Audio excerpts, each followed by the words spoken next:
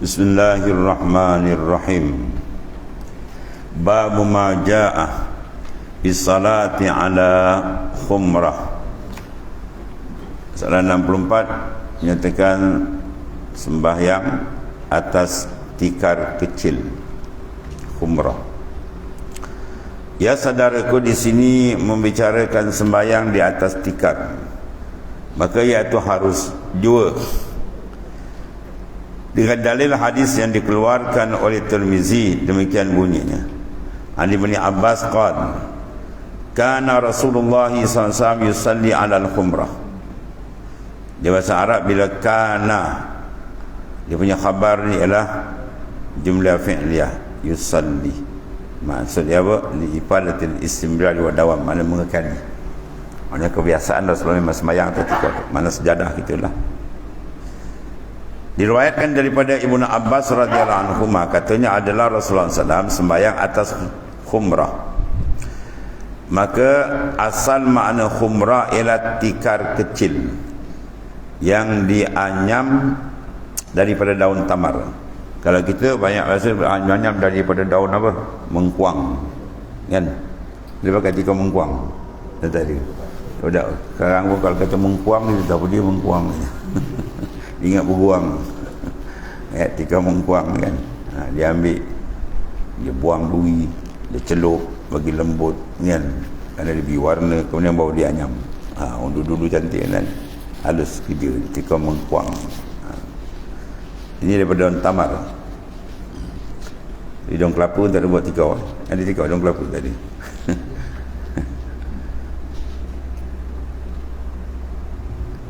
Tetapi dikendaki di sini ialah barang apa suatu yang dibentangkan hal keadaan dia suci. Mana kalau dulu pada daun tamar, sekarang apa? Kain sejadah banyak orang bentang. Kan? Dibentangkan, mana beralaskan. Maka itu adalah perbuatan Rasulullah SAW. Jadi kita pakai sejadah tu, kita niat mengikut daripada hadis ni, hasan lagi sahih hadis. Maka dapat pahala sunnah. Kan?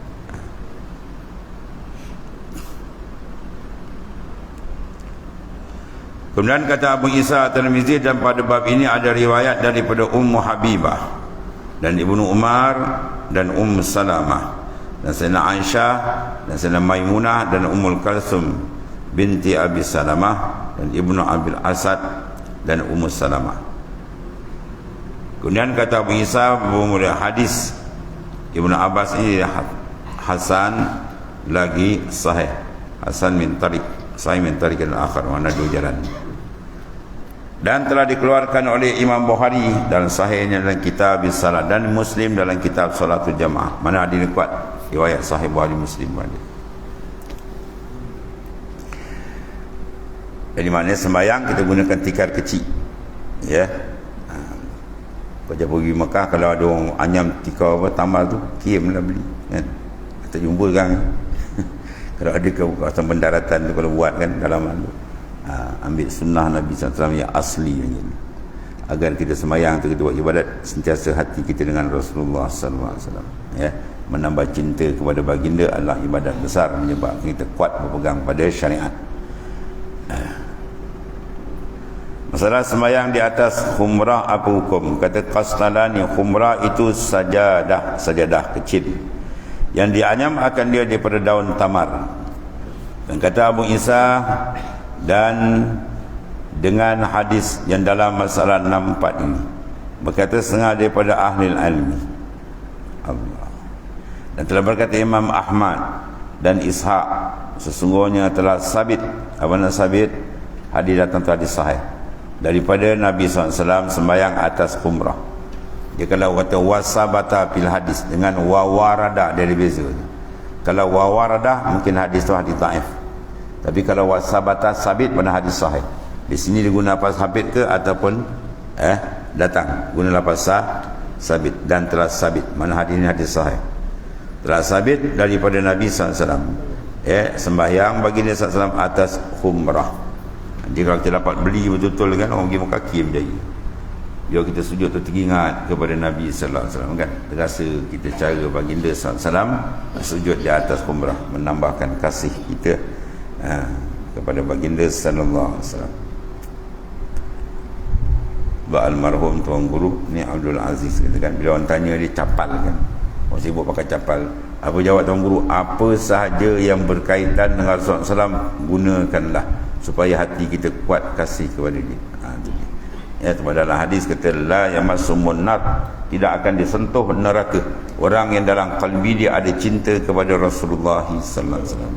Sebab apa? Ya. Ni wajhut tanasub, wajah kemunasaban. Bila seorang tu cinta, apa akan berlaku tindakan? Dia akan mengerjakan sungguh-sungguh arahan orang yang dicintai. Itu tanda cinta. Kalau orang suruh tak buat tu kan cinta. Dia bila cinta ni, apa saja yang Nabi buat dia akan suruh, dia akan buat. Bermawak, dia akan mempegang kepada sunnah, dan pegang pada sunnah tidak lain balasan melainkan syurga. Man tamassaka bi sunnati dakhalal jannah. Siapa berpegang teguh dengan sunnahku, jaminan syurga untuk dia. Maka untuk berpegang teguh mesti ada rahsia dalam kasih. Seorang bila ada kasih, kerja tu akan dibuat sungguh, arahan ke kasih. Tapi kalau hati dia tak ada kasih dengan orang yang mengarah, dia buat lebih kurang ni kan. Lebih kurang, ini pun boleh lah, macam tu je ya. Berbanding dengan orang dikasih, dia akan tumpu. Sebab segala bentuk yang mendatangkan mahabbah, kasih kepada Rasulullah SAW, kita buat. Di antaranya apa saja kaitan, ya, tikar dia, sejadah dia, rida dia, ya, mana kita mencontohi supaya menambahkan kuat. Di samping kita banyak berselawat kepada baginda SAW. Kemudian masalah sembahyang atas apakah yang lebih afdal. Tadi ikut sunnah Nabi SAW. Ya saudaraku, telah berkata ulama, telah muafakat sekalian ulama atas afdal sujud itu atas tanah. Paling afdal, paling afdal sujud atas tanah, tak ada ala-ala apa pun. Tapi pastikan tanah itu suci. Yang sujud moti ayam bunai lah yang benda bau kencing kan, bau kencing kucing ke. Pastikan. Jangan dia pergi tepi pantai kan, orang tak ada tu kan, pasir tu cantik dan bersih. Sembayang kat situ sedap.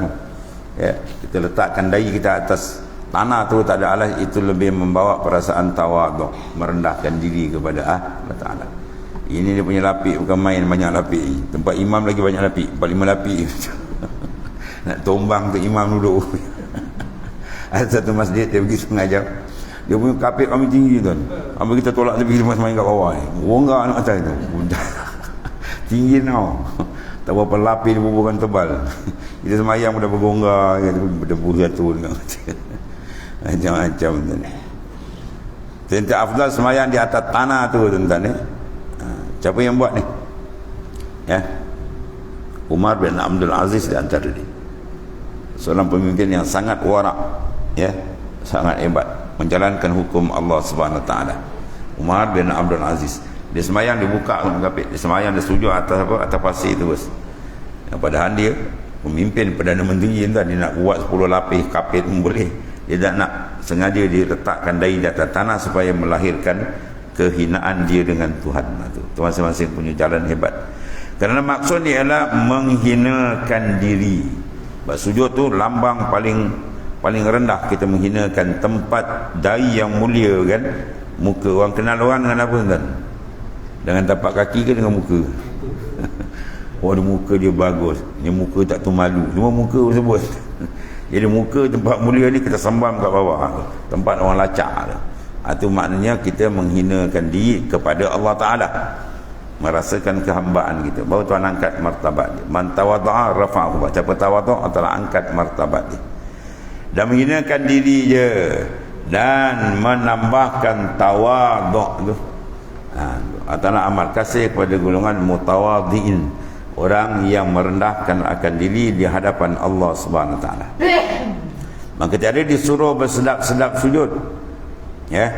Sujud jangan bersedap-sedap kan, kita pula sedap. Oh, lagi tebal lagi, sedap tenggelam kepala sujud. Ya. Tak disuruh bersedap-sedap, atas tanah tu paling afdal. Maka tiada disuruh bersedap-sedap sujud di atas hamparan yang halus. Dengan kerana itu telah diriwayatkan oleh orang daripada Sayyidina Umar bin Abdul Aziz ni.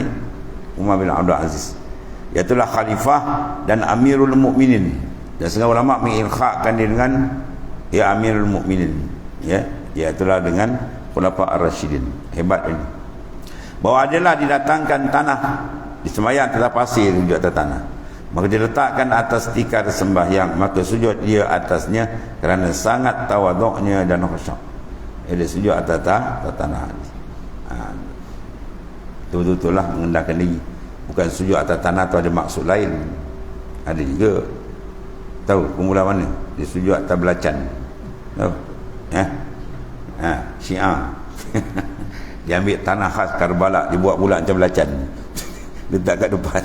Ada sujud atas tu. Itu tak dipakai buat tu, buat sesat. Tak disuruh oleh Nabi SAW. Ya, tu tanah Karbala dia panggil. Dia ke tidak. Macam-macam tuan-tuan ni.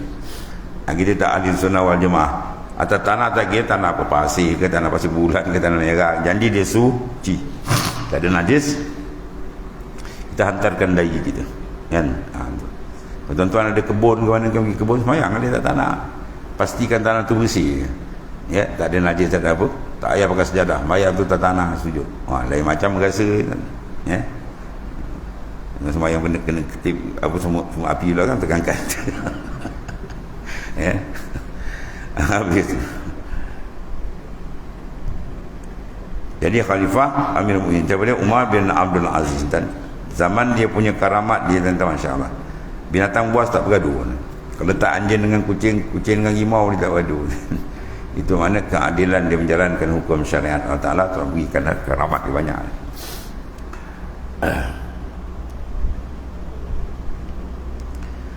Dan satu lagi hadis Nabi SAW, iaitu bab salat, bab fi salat yang ala khasir. Tadi atas umrah, ni atas khasir. Itu menyatakan sembahyang atas khasir. Ketahui bahawa sunnah khasir dia ialah tikar besar. Tadi tikar kecil kan, macam betul-betul sejadah kecil-kecil, luas lebih kurang dan 2 kaki kan, kecil. Yang ni maknanya atas tikar tapi dia besar sikit, khasir. Tikar besar yang dianyam daripada daun tamar juga. Jadi tikar mengkuang, ada yang kecil ada yang besar kan. Tak jumpa lagi tikar mengkuang kan. Tak jumpa lagi.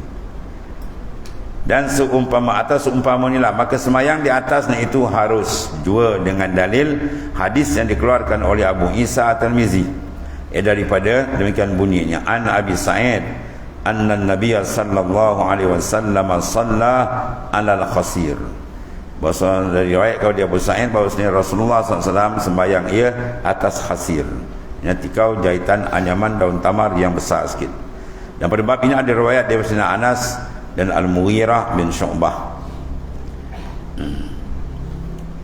Dan kata Abu Isa ini hadis saat ini adalah hadis hasan, hadis yang elok yang boleh berhujah dengan dia.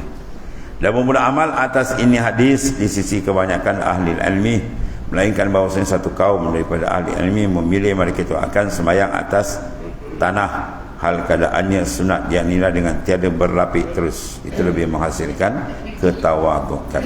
Dan bahawa salat yang alan basatlah. Banyak hadis Nabi sembahyang banyak bentuk. Allah. Wallahu a'lam. Sallallahu Rasulullah. Bismillahirrahmanirrahim. Alhamdulillah. Sallallahu alaihi wa sallam.